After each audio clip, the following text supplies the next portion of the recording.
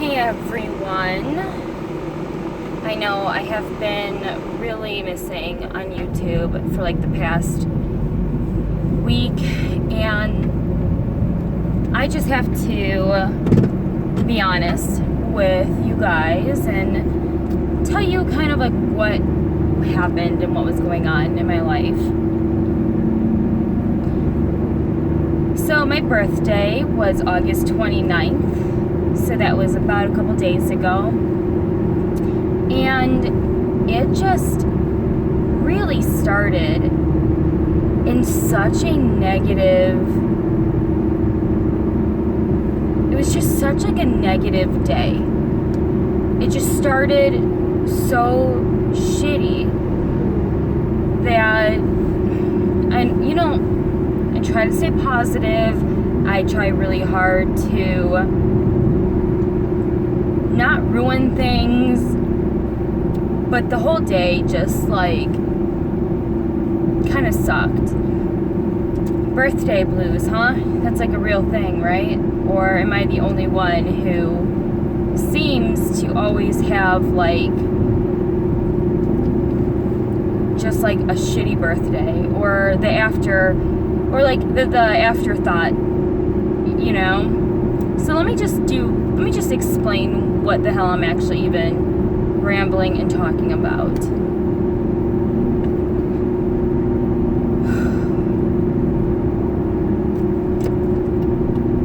Sorry, I'm driving to work, and just like thinking about like 2 days ago just really puts me in a really annoyed mood really quickly.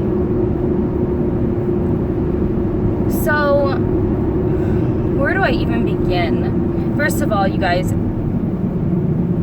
you know, like my thyroid went crazy, and it hasn't necessarily been the most easiest digestible news. And in about 6 weeks, I know that I'm going to be getting the surgery to remove my thyroid, and they're going to test and see if, in fact, I have cancer.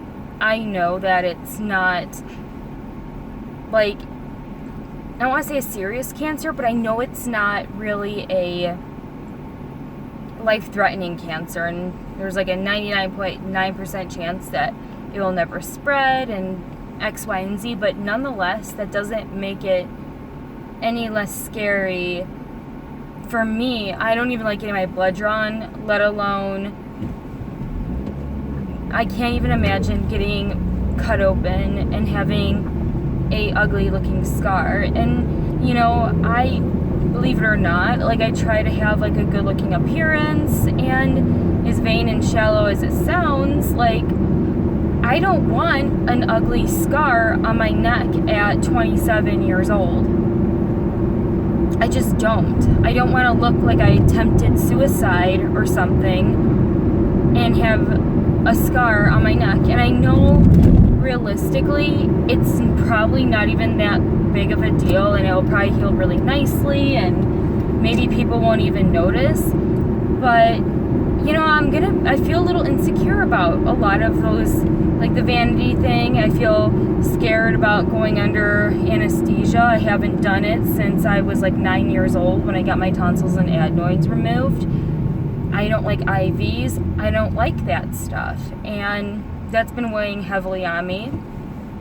My grandmother is terminally ill. It will be a miracle if she goes past 4 months, and every day she gets worse. It has been me and my mom, mostly my mom, I'll give her that credit, but I'm also involved, and I go over to my grandmother's house in the mornings and I take care of her. And if I can't make it in the mornings, even though I try to live like a guilt-free life, I do feel guilty that I'm not there taking care of her, cleaning out her bedpans and making breakfast and making sure that she's being kept alive. And I know it's selfish, and I know there's a lot, just lots of emotions with that. And it's hard. it has been a really hard summer. It has been just a hard hit of reality. And realistically, I knew that this birthday that I was going to be celebrating, more than most likely, will be my very last birthday I will be celebrating with my grandma.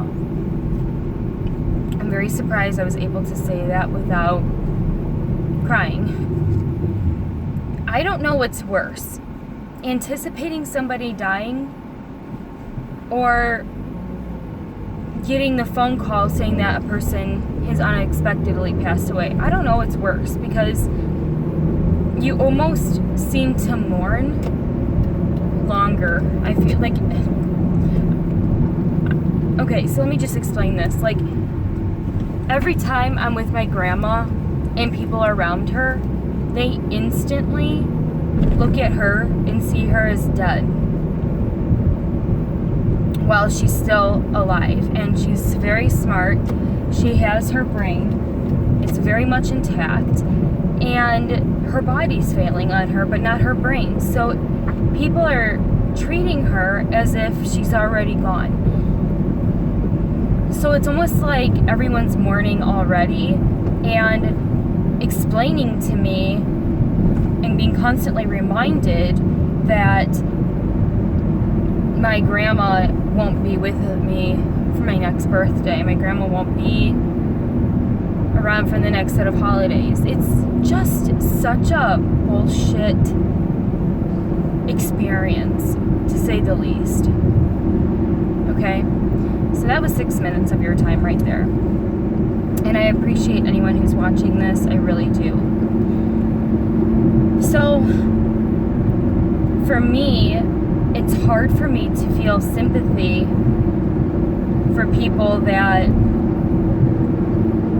are bitching or complaining. I had some, and I don't put like, so I decided to make YouTube because, one, I watched a lot of YouTube and I see a lot of YouTubers out there making content, and I thought, you know what, I want to try that. I want to see if I can also be a YouTuber and make videos, and it would almost be kind of like my own little secret, okay? Yes, my husband knew about my channel because he has seen me uploading it. He saw me talk about YouTube, and he had, like 2 years ago, asked me why didn't I just start my own channel. And I said, oh, because I have nothing to say and no one would want to watch me, and all these like fears about putting myself out there. But in due time, I thought about that a lot, and I decided, what the hell, I'm gonna go ahead and post a video and just see how I like it. And I found YouTube to be such a cool outlet. I get to connect with people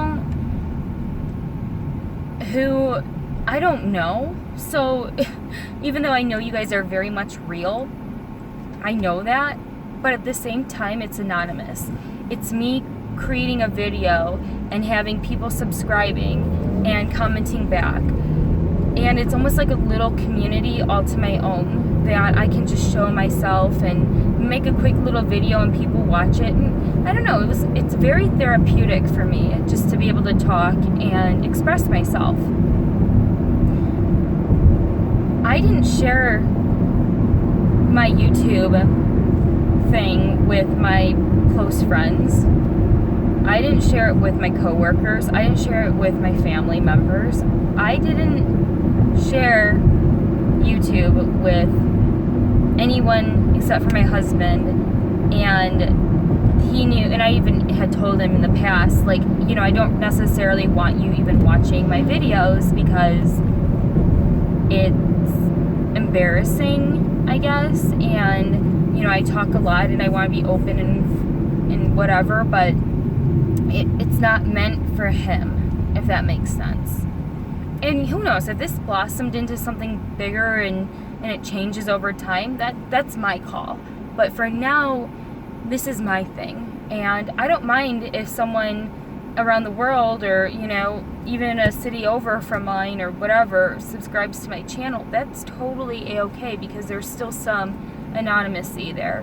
But I don't necessarily need my mother-in-law, my mother, my brother, my best friend being involved in watching my video diaries. I don't want to discuss them after I post a video on a phone call or an email with close family and friends.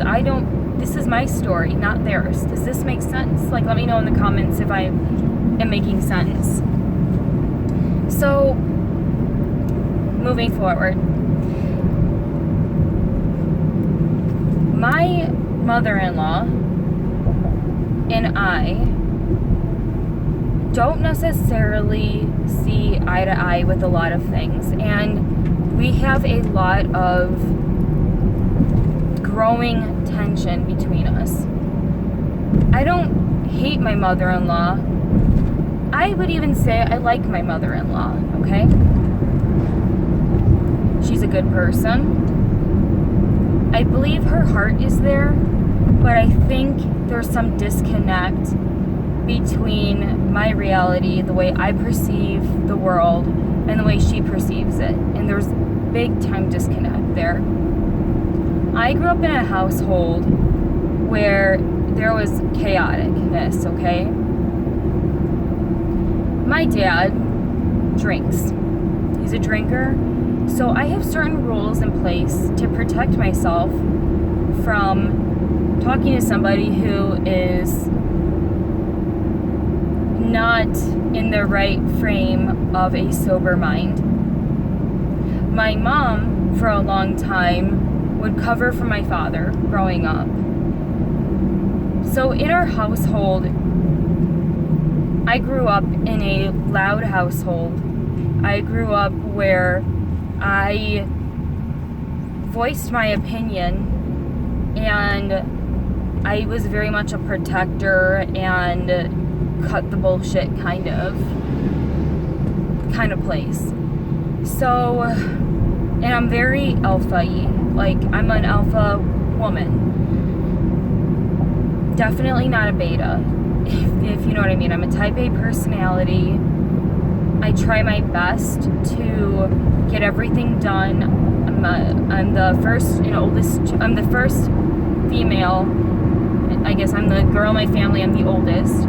So there's just a lot of responsibilities that I have taken charge and control of. And so I know this video is going to get long, but I just want to be honest with the way I'm feeling and thinking. And I'm sorry if it's like kind of choppy, so just like stick with me, and if you don't, it's okay. So basically, in my household too, how we dealt with things is we dealt with things right then and there, kind of as a collective family and a unit. And my parents are no longer together. My mom's remarried. My father is single. And I'm closer with my mom than I am with my dad, for obvious reasons. My family, if I make my mom upset, I know within 24 hours we will discuss it, we will talk about it, and we move on from the pain that the person, the pain that the person caused is finished, and we're good. We're at peace. We made peace, and we're good, and we're never gonna necessarily take that pain that we had once felt, even though we have forgiven somebody for it. We're not gonna use that against them and throw it back in their face. Like, that one time you took that last piece of pizza and that made me mad, and it was like 5 years ago. Like, no. We said our piece. We moved on. We don't need to keep going over history and being negative. That's something that we don't do in my family. In my marriage, even though we've been married for 10 months, we've been married for 10 months now. Me and my husband, we have certain rules that we follow, such as if we're in a public place and my husband does something that either embarrassed me or I got upset about, we brush it off in the moment. We don't discuss it in front of company. mixed company. We don't discuss it in front of our family. We don't discuss it.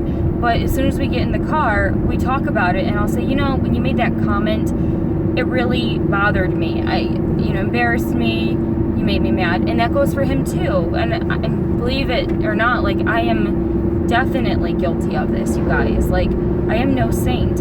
I say things all the time that are meant to be jokes and funny and harmless and playful, and yet it hurts people's feelings. But I would never know had someone not said it to me and discussed it with me, or my husband doesn't say, hey, Sav, I really do think you took it a little too far.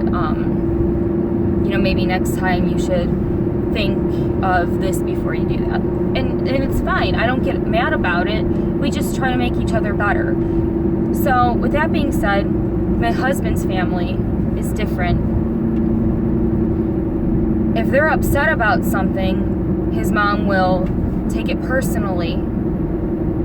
Doesn't ask like the follow-up questions for clarification. She just reads things, especially from me, to be like the worst possible outcome. And that's the problem with like texting and emailing, is if I say if I text her, say, hey, do you want to go out for dinner tonight? And she replied back, no, I'm busy. I take it at face value at, no, she's busy. No big deal. But if I said, no, I'm busy, she takes it like, go fuck yourself. I don't have time for you. But you can interpret it that way. That's the thing. Like, text messages and emails are really kind of left to the other person to interpret it. But the problem is I feel like my mother-in-law is super ultra sensitive around me and automatically goes to a negative response, even when the response wasn't necessarily meant for an insult. You see what I'm saying? She has been burned badly by my husband's father. And I don't need to get into that because it's not my story to tell. It would be either my husband's story or my mother-in-law's story to tell. But for the sake of this situation, she has been burned very badly by my husband's father. And personally, my husband's father has burned me and my husband very badly and has wronged us. And I will talk about that at some point, but not in this video. So I understand that her pain is real. And I understand that somehow that abuse or that power that this man holds, she has not gotten back. Now, that is her personal problem, not mine and not my husband's. But I feel like my mother-in-law is very much a victim to herself. And when people play the victim all the time, for me, it gets really old. Like I said earlier, I don't have the capacity right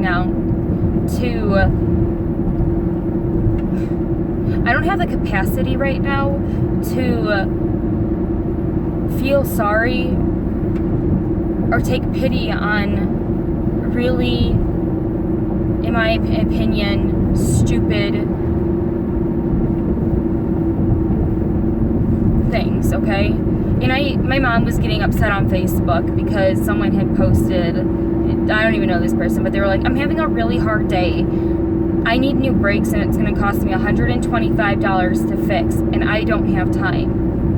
Or something like that. And my mom was like about to comment and go, you don't even know what a hard day is, And because what she's going through is really hard with her mother and everything, and being the only child, or the only surviving child, and having that responsibility to take care of my grandmother and my grandfather is weighing deeply on her. But I said, you know what? Everyone's entitled to a bad day, and I'm sure you and I have probably said, oh, today really sucks. And little did we know, one of our friends on Facebook just found out that they had cancer. They just found out that their niece or nephew passed away. I'm sure we have all bitched and complained, and someone else looking would say, I would trade shoes with you, okay? Or I'd trade places with you, right? But we can't fault people for feeling sorry for themselves or feeling like a victim in a situation when they don't know your own situation, right? We have not been very vocal on social media about our family situation, okay? And so my mom's like, yeah, you're right. Like, I'm not going to take it personally. And I'm like, exactly. But the thing is my mother-in-law, the way I see it, she has known about the situation that I'm going through with my thyroid. She's known the situation about my grandmother and the severity of it. I've called her last week and I told her literally everything. And my husband has kept her in the loop and has talked to her. He talks to her every single day on the way home from work. So basically, she knows what's up. And she knows that, like, I've had a very rough and hard time. So no matter what, so basically, I just want to jump a little bit forward. So my husband had spoke with my mother-in-law and had told her on August 27th that she treats me differently than she does my brother-in-law's girlfriends and stuff. And because she does get very offended by the way I come across, you know, if I wear a dress to Easter and everyone else is like a Frumposaurus Rex, she gets offended that I wanted to dress up. She gets offended that I speak my mind or I practice the whole you made me upset, so I want to tell you. And it's not like, you know, go fuck yourself, you just made me upset. But it's like, hey, did you really mean that when you said this? Stuff like that. You know, I use those conversational tools. But it's just, she gets very offended by the way I behave. And that's understandably, like, our language is different. We speak a different language. I get it.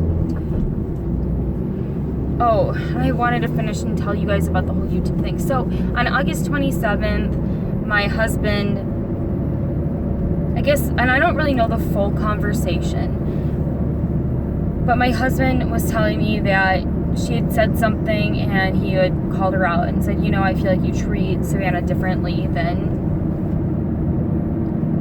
the other girlfriends and you treat her differently. And she said no, and he said, well, I feel like you disrespect her and whatever. And so on August 28th, the day before my birthday, my mother-in-law reached out to me and said, hey, I want to take you out for lunch do you want to go out to lunch? And I'm not even sure if she knew it was my birthday or not, but I had said, or she said, do you want to go out to lunch or breakfast? And I said, well, I have to take care of my grandmother in the morning, and my car is burning oil like a mother right now.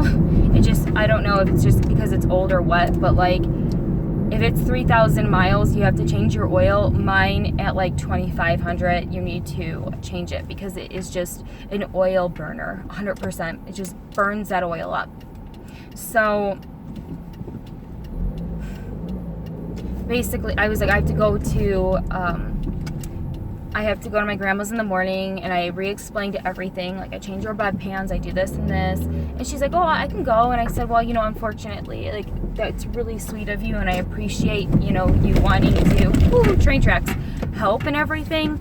But my grandma's very embarrassed because she can't use, like, the regular bathroom by herself, and she's got good and bad days in the morning, and I just don't know how she would feel about anybody, for that matter. She doesn't want me there, let alone, you know, my mother-in-law to be there.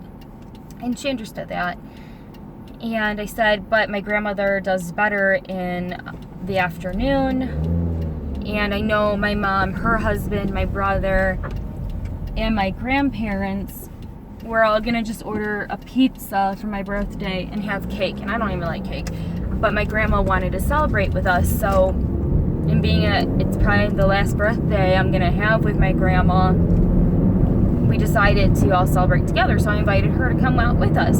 But my grandma lives about 22 miles away from my mother-in-law, and I said, and again, she's very sensitive, so I said, hey, like, if that is too far, I understand, and it's late at night, you don't have to go, it's just an option instead of lunch or whatever. And so we didn't really decide, because I'm not gonna pick for somebody either. Like, I don't want to offend her. I don't know, like, I'm comfortable at driving day, night, rain, snow, but maybe my mother-in-law doesn't like to drive at night. Like, I've heard her say she doesn't like to drive at night. There's like certain stuff like that. And so basically my mother-in-law got very offended that I didn't pick what activity I wanted to do. She took it like I didn't want her to come and make, like, I didn't want her, or I was too busy or too good for her to make my birthday special. And so then I had explained to her, I said, you know, like, I didn't mean to offend you. I was just like, I didn't want to like pick, but if you want, we can still go to lunch today. And because this was now the next day, she had texted me, and I said, if you want, we can go to lunch today on my birthday, and we can, I'm sorry, I'm at my account now, so maybe I'm gonna leave this and then I'll continue it later. So I'll make this part 1 as to like why my birthday kind of like sucked, okay? And then I'll record part 2 on the way home, and I will upload them both, so that way you guys can watch it if you want. But basically, I had said to her that we can go to lunch today on my birthday, just if she would pick me up from the auto mechanic, and we'd go across the street to this like pizza place, and we could talk about our relationship. And I said something along the lines of, I know we seem so different, but I think in all actuality, we are probably more similar than we are different. And I think that's true for a lot of people, especially when like you don't get along with someone. It's probably because you have a lot of the same similar, like you're pretty similar with a lot of things. It just, you guys rub each other wrong. And so I just said that, and she's like, oh, okay, like, thank you, we're gonna go. So anyways, I was going to my grandma's, and it was like really early in the morning. It was 7 o'clock when I had to be there to like change her and all that stuff. And then I was keeping her updated. I sent her the address of like where my mechanic was, and it was kind of like, it was almost like halfway between like where me and my husband lived and like where she lived. So it was like pretty convenient for everybody. And I had texted her, and I said, hey, I'm going to run home, and then I'm going to go, and my husband has her, has something of hers that he keeps forgetting to give her. And I said, I'm going to run home and grab that thing, and we will, and just so you know, like, I really look like shit. Because, like, in the morning, I just, like, looked really bad. Well, oh, and then I want to tell you about the whole YouTube thing and why I brought that up in the beginning. Real quick. So earlier that morning, when everything, like, she was texting me all that stuff, she'd also said, oh, by the way, I just heard about your YouTube channel from last night. Or yesterday, I just found out about your YouTube channel. So my husband told her on August 28th that I had a YouTube channel. You guys. Like, I had already explained to you guys in the beginning of the video, like, why I even made a YouTube channel in the first place. You know, that was mine. And the other thing is, too, like, and if she's watching it, this is my channel, I'm gonna do what I want to do, but like, his mom is already so sensitive. I feel like now I have to like watch what I say on YouTube so it doesn't get held against me, or she doesn't take it personal, even if I want to record a video about anything. So I was like, why, Justin? Why would you tell your mom, out of all people, about my YouTube channel? I was really upset, and I'm like, I'm just gonna delete my channel. And he's like, oh, you know, I'm really sorry, and I'll tell you guys more in a little bit. But he was like, I was like, why would you tell her? Like, what even possessed you to bring up YouTube in the first place? And it's my birthday, and I didn't open up any gifts he got me or anything. And he goes, it's because I got you YouTube editing software. I got you video software for your channel, and your mom asked me what I got you.